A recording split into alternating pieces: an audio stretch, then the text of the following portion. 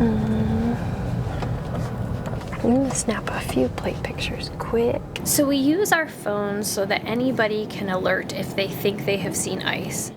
Boop. The city of Chicago is bracing for an immigration enforcement surge. Chicago is a hellhole right now. We keep going out because immigration operations continue. Any given day, we will see anywhere from 10 to 30 vehicles. And there's probably more, but that's what is spotted. We're seeing operations conducted throughout the suburbs, around downtown. Almost always, they are arresting with no judicial warrant, and we see them breaking traffic laws. And unless somebody documents that, how do we hold them accountable? Your sandwich. Do you want cheese? Cheese? I prefer slime. Let's eat some lunch first, bud. Anybody want apples?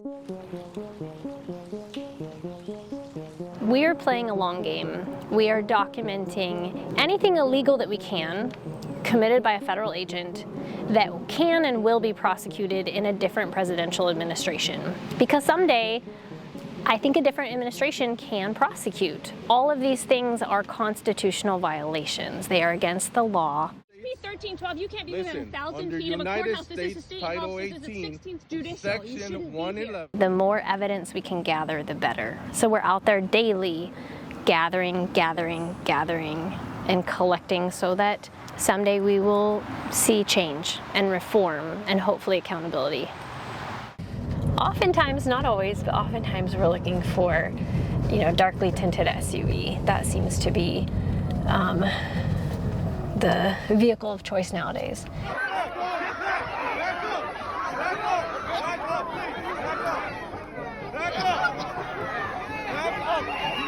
If my boys want to be out fighting against it, I'm not going to stop them. We received an alert this morning that about 10 ICE agents were surrounding an apartment complex with a man on a balcony, and they were refusing to show any judicial warrant. And so Ben and his friend were in Carroll Stream actually doing a patrol and responded, and then my husband and I grabbed up the rest of the kids and put them in the van, and we went to respond as well. They are actually doing everything that I've taught them. I've spent my entire life telling them that Jesus was with those who were oppressed, that Jesus was with those who the rest of the world pushed away.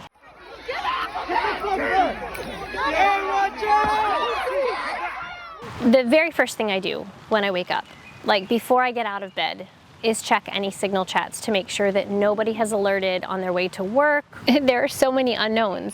I might take a food collection to a family.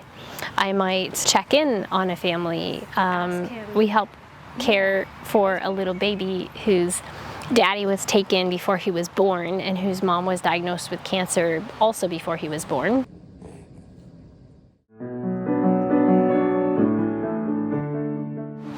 And she has had to go through this intense chemotherapy and radiation process. And so we got to share time caring for this baby while she recovered.